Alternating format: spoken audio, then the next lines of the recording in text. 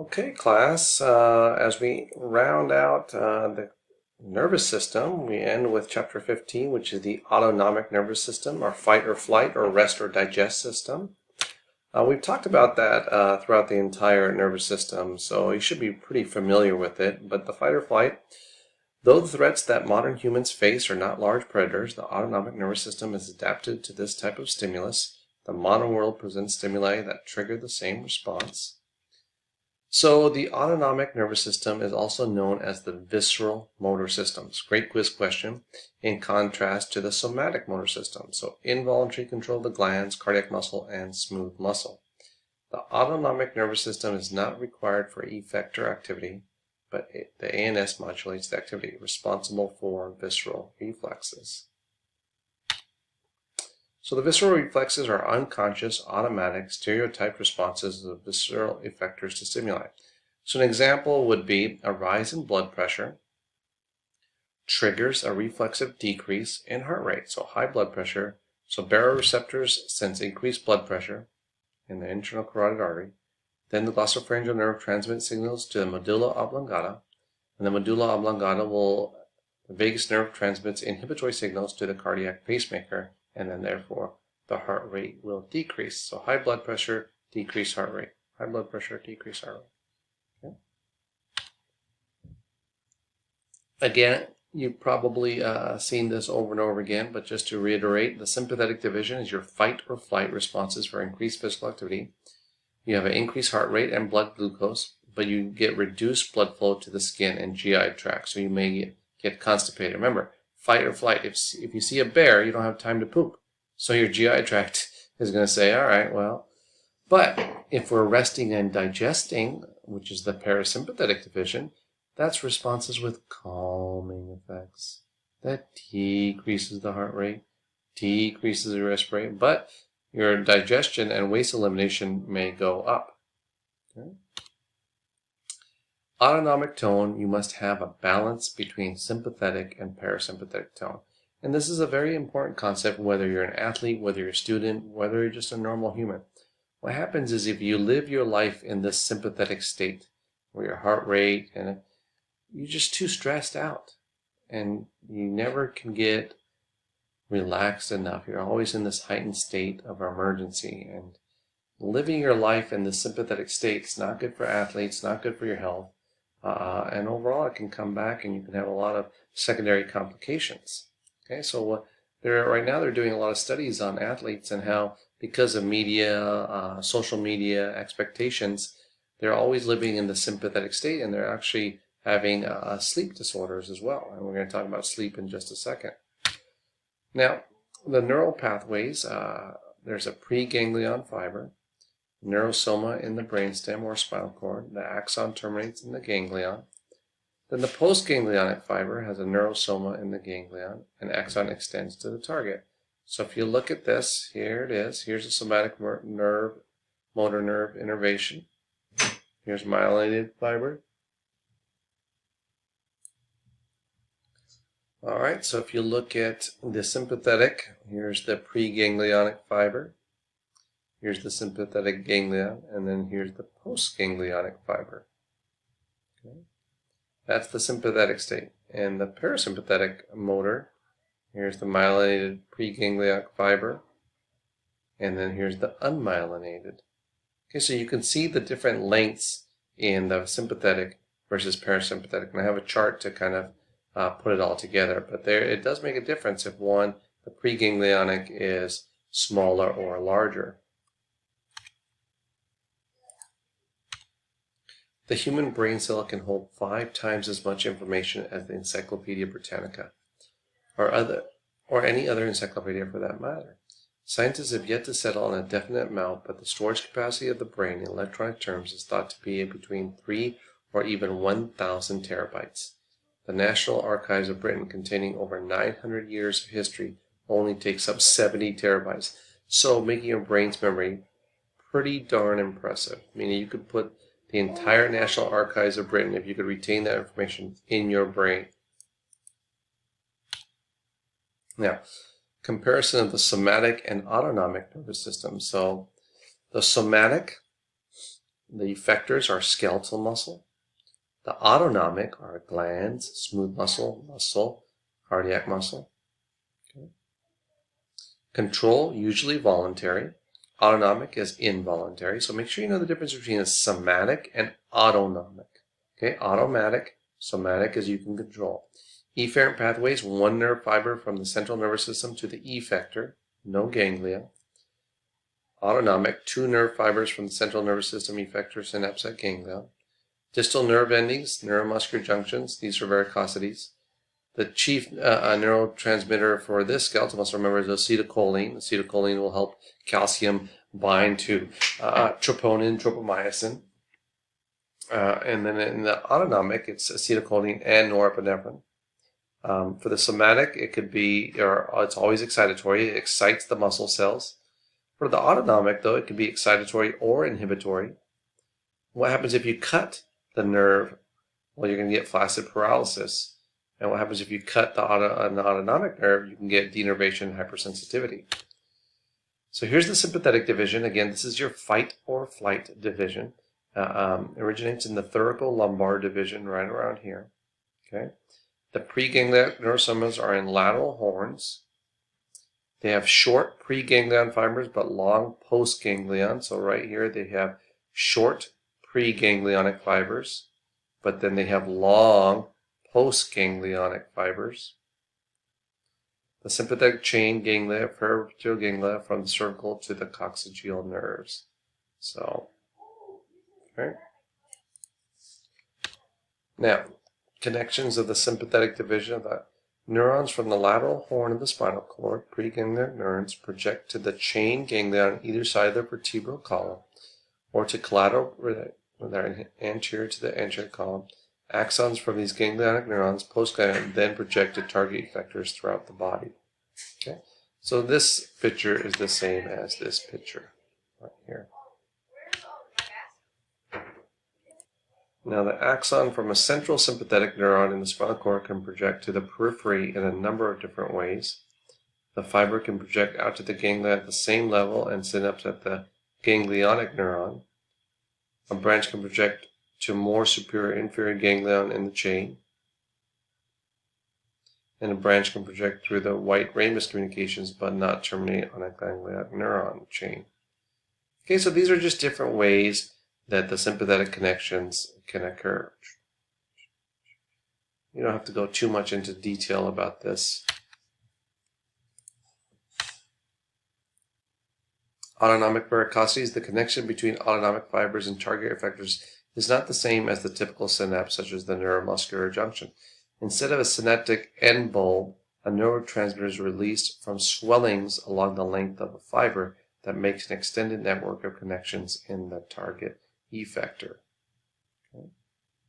So here's all these little varicosities. Now, sympathetic division, again, preganglionic fibers enter ganglia through white communicating rami. The postganglionic are unmyelinated, leave ganglia by various routes, including gray communicating rami. The sympathetic pathways, right, compared to the somatic efferent. Okay. So, spinal nerve root, sympathetic nerve root, splenic nerve root. So let's look at the somatic motor fiber. Okay, that's the skeletal muscle. Okay, so that's pretty basic. But if you look at this, all right, it's pretty complicated as far as the sympathetic pathway, which is on the right here. Okay, so it goes from here to sweat glands, erector muscles, blood vessels, white rami, communicating rami. Here's the neurosoma of the postganglion neuron. Here's the preganglionic. Okay, so and one goes to the iris salivary glands. This goes to the sweat glands. This can go to the liver. But this is the pathway that it can go. Okay, here's the preganglion, and then the postganglionic is the red.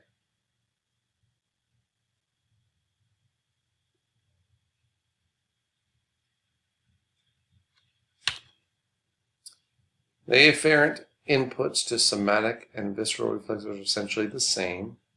whereas the efferent branches are different. Somatic reflexes, for instance, involve a direct connection from the ventral horn of the spinal cord to the skeletal system. Visceral reflexes involve projection from the central neuron to the ganglion, followed by a second projection from the ganglion to the effector cell. The adrenal glands are located on top of the kidneys here. So you've heard of adrenaline, right? So adrenal cortex is the outer part, secretes the steroid hormones. The adrenal medulla, which is the inner part, secretes epinephrine and norepinephrine, resembles a sympathetic ganglion. We talked about this little referred chart before, and I had mentioned about the heart because men follow the typical pattern of this left arm pain and left jaw pain, but women and diabetics, they don't follow this typical pattern here. So the reason it is if you look at the sympathetic division here, if you go back to this, okay, so the pain for the arm or the innervation for the shoulder and the heart, they kind of cross here. Okay, so that's why you get a very similar reaction when you have heart attack and that left arm pain. Again, the craniosacral division has a long preganglionic fiber. So this is now we're into the parasympathetic. So the difference between parasympathetic and sympathetic is, remember, sympathetic had short preganglionic, but parasympathetic now has this long, very long preganglionic and very short postganglionic. So that's one key difference of the sympathetic versus the parasympathetic. And I think I have a chart with all this. So parasympathetic division is selective in stimulation of target organs. Fibers found within 4 cranial nerves, 3, 7, 9, and 10. And the cranial nerve 10, vagus nerve, provides branches for the heart, lungs, esophagus, and other organs. So here's a great quiz question. The cranial nerve 10, which is the vagus, contains about 90% of the parasympathetic preganglionic fibers. Sacral parasympathetic fibers form pelvic splenic nerves. So the vagus nerve, cranial nerve 10, is responsible for 90% of parasympathetic preganglionic. Now, the enteric nervous system, which is the nervous system of the digestive tract, innervates smooth muscle and glands, regulates motility of the esophagus, stomach, and intestines, and secretion of digestive enzymes and acid. And this enteric nervous system is very interesting because a lot of students, a lot of patients can reflect GI issues when they're stressed, when they have anxiety, and it's almost got a mind of its own. You're thinking, why am I having an upset stomach when I'm nervous? You get those butterflies in your stomach when you meet somebody new. You get butterflies in your stomach when you're nervous. You get different sensations, all that are related to GI issues when you have stress, anxiety. So it's very interesting, and it's all tied to the sympathetic and parasympathetic systems, the nervous system. So let's take a look at these. Let's compare and contrast sympathetic to parasympathetic. Again, sympathetic is your fight or flight, and parasympathetic is your rest and digest. So where does the sympathetic division originate? It originates in the thoracolumbar region. The parasympathetic is craniosacral, about 90% in vagus nerve. Okay. Location of the ganglia and sympathetic paravertebral ganglia adjacent to the spinal column. Parasympathetic is terminal ganglia. The fiber lengths, again, sympathetic are short preganglionic, long post. Parasympathetic is opposite, long pre and short post. The neural divergence is extensive. Not too many neural divergence in the parasympathetic. The effects of the system in sympathetic is often widespread in general, but parasympathetic is more specific and local. So what are you going to get? Well, with the sympathetic, let's start with the fight or flight. Your pupils are going to dilate. Lens of the eye is going to thin for far vision. Lacrimal glands, you're not going to cry. You may cry when you see the bear, but you don't have time to cry.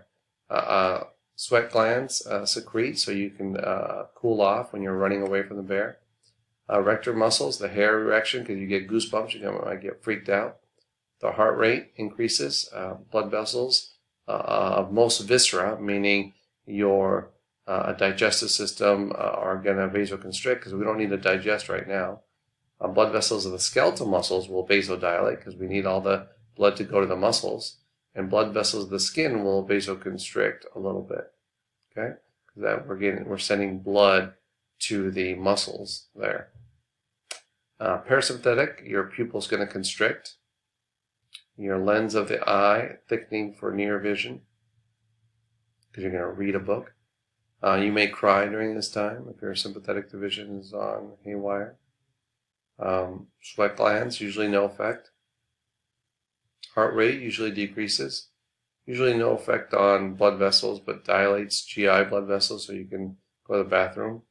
No real effect on blood skeletal muscles. Blood vessels in the skin, usually no effect, but dilates some facial blood vessels. So the parasympathetic division, there's quite a few areas where there's no effect, right? The erector muscles, the blood vessels. Now the bronchioles, they're going to bronchodilate because you want to run from that bear.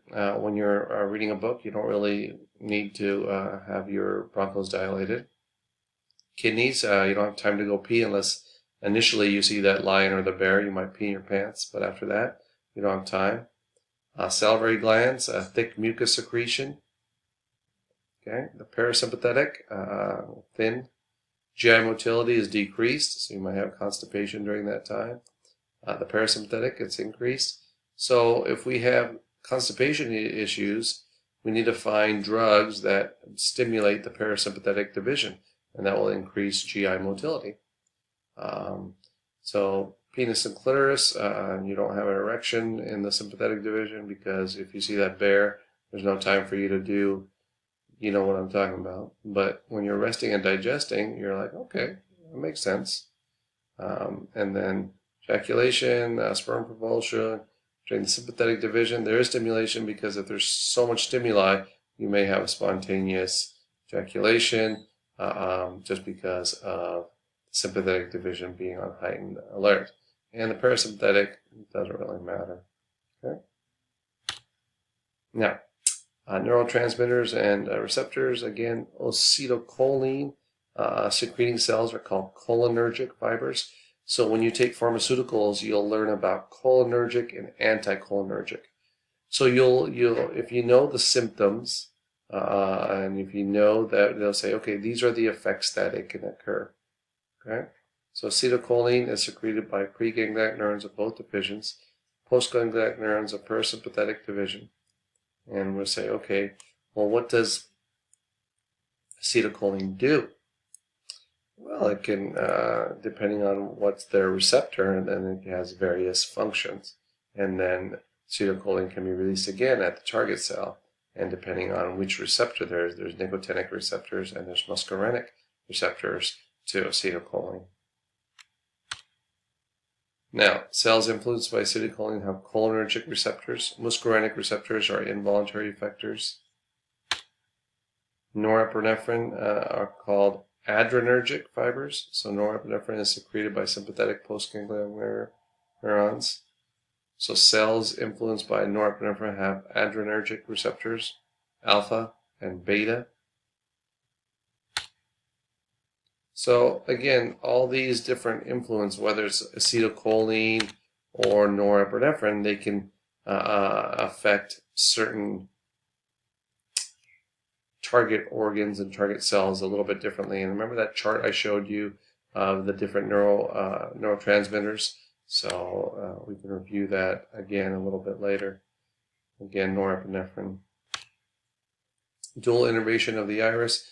Most viscera contain fibers from both autonomic divisions, so pupils can stay dilated in the sympathetic, and in parasympathetic, your cholinergic effect is pupils are constricted. Okay, so these are adrenergic effects, those are cholinergic effects. So when you take a pharmaceutical drug, you will say to have cholinergic effects or adrenergic effects.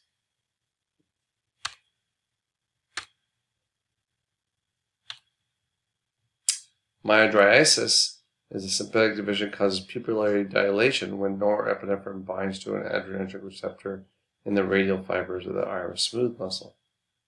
Phenylphrine mimics this action by binding to the same receptor when drops are applied on the surface of the eye in a doctor's office.